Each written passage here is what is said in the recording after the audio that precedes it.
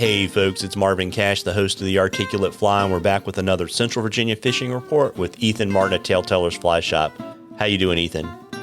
I'm doing great today. How are you doing? As always, I'm just trying to stay out of trouble. Obviously we are now, we've had Thanksgiving and we're looking forward to Christmas. What's going on in the shop? Well, we've moved shops to this point, which is what, that was a month ago now. And so now it's pretty much just all the Christmas madness. We've added a couple more companies to our lineup that we're selling. And so we're just kind of figuring out how the heck this all happened, that we moved and we're settling in. We're starting our classes back up again in January. So we've been busy. I mean, you know me, I don't like sitting still. But yeah, we moved to the shop and then moved my house, and so it's been madness. Yeah, absolutely. And, looking at your weather, kind of a pretty typical pattern for this time of the year in Central Virginia. You've got kind of nights that are in the mid to low 30s, upper 20s, and you're getting, during the daytime anywhere from about 55 to about 65 degrees. So I would imagine, if you had a little bit more water, everything would be great, right? Yeah, that's been the biggest problem right now is just the low water. I went out, I've been out a couple of times. And so like even yesterday we went out to the James just looking for some smallmouth. And it's one of those things, like the temperatures have dropped a good bit, and we've talked in the past episodes about just how smallmouth start going to the wintering holes and looking for that deeper water. And that was definitely true of yesterday. It's just really low, crystal clear water, and every fish that, you typically find them on the edges of the river or in some of that more slack style water, they've all just moved to deeper holes. When I say all, for the most part, that's where the majority of the fish have moved to. Same thing's pretty much true of the trout populations as well. They just low and clear water. So one of the things that's been working pretty well around here is just throwing like a single parachute style dry fly with a lighter weight nymph behind it. Guys have been having some pretty good days out still, numbers wise, just chasing some of the like wild rainbows that we have around here, and the brown trout as well. And then, even the stock trout streams, they're still putting trout in them, but they're mainly focusing on the lakes right now in our neck of the woods, just because of the water issues that we've got. So if they do put trout in, I would say, go and fish for them if you want to have a week or two of some fun times. And then like one of our local delayed harvest waters, it fished great for like the first 2-3 weeks. And then we had a deluge, that big huge rainstorm that happened. And then ever since then, it's slowed down a good bit. So just one of those things this time of the year, you never know what you're going to get. You just got to rejoice that you can get out and spend a day fishing. So, or a night or whatever you're doing.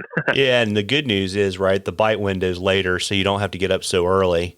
So you can have an extra cup of coffee, because your bite window is probably really good from probably about 1 until 4. That's usually the best time of the day. Usually, your afternoons after lunch, that's going to be a better time.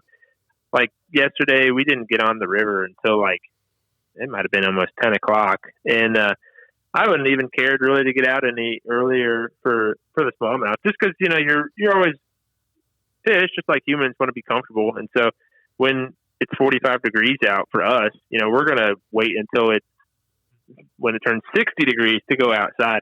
And, kind of in that mentality, fish are going to do a very similar process of like when the water temps go up, then they become more active because their metabolism can kick up and everything. Now, they're not seeing the swings like we do when, you have 45 to 60. Water temps don't really do that, because I think the whole time we were out yesterday, temps went from like 45 up to like 47 on the James.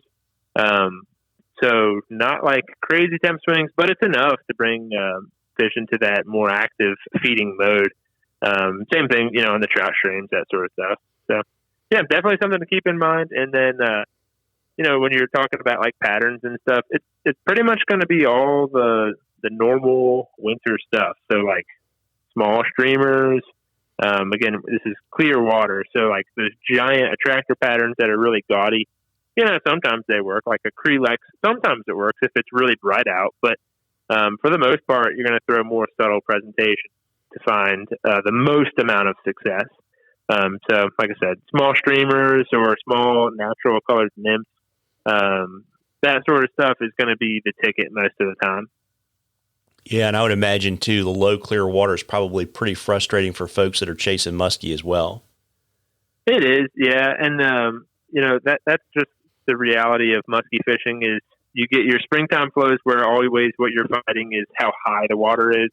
And then right now you're always fighting the low, clear water, throwing streamers and hoping that muskie doesn't see the boat or, that he's even in a feeding sort of mode. But more and more, and we were talking a little bit before, we started recording, but I mean, I do like catching the striper because they're a big fish and they weigh more, and pound for pound, I think they fight a little bit more than the muskie. But muskie, it's definitely a good bucket list fish. Most people, they catch one and they're like, oh my gosh, I want to catch another. And then after a while, it kind of wanes out. You get those rare odd birds, and I know a couple of them. But striper are fun too. So there's a lot of species in Central Virginia that, people can keep their gaze on or not forget about, because like I said, the striper thing, you put your time in on like Smith Mountain Lake. That's like certain parts of Lynchburg is like 40 minutes away. I think from the shop, it's like 52 minutes, precisely. But yeah, it's just one of those things, keep in mind all the different species because lake fishing is fun and, we're doing stuff on the fly. It's not just throwing conventional.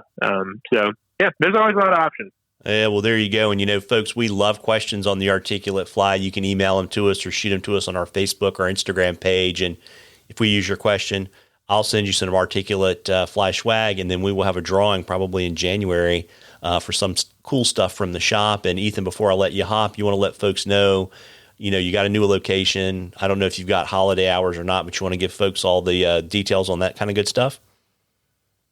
Yeah, sure. So the new location is 924 Main Street, Lynchburg, Virginia. So we're basically in the heart of downtown Lynchburg on the very middle of Main Street. So pretty easy to get to. There's parking like everywhere. There's parking garage behind the shop that's free 2 hour. There's a parking garage beside the shop that's free 2 hour. And then you've got 1 hour, 2 hour parking on the street in front of us or right beside it. So got a lot of options if you want to make like a day trip out of it. Come and see us. If you can't make it down, then you can always go to TaleTellersVA.com.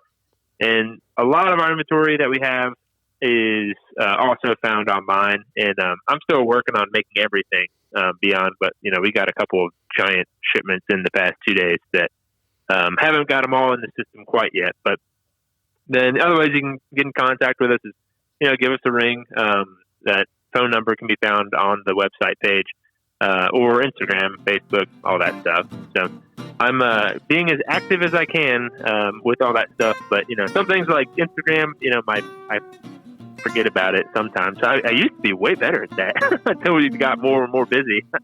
But, there's a lot of ways to get in contact with us. Yeah, well, there you go. And, folks, this is the last fishing report we're going to do for the year. So I want to wish all of you a Merry Christmas and a Happy New Year. Merry Christmas, Happy New Year, Ethan, and tight lines, everybody.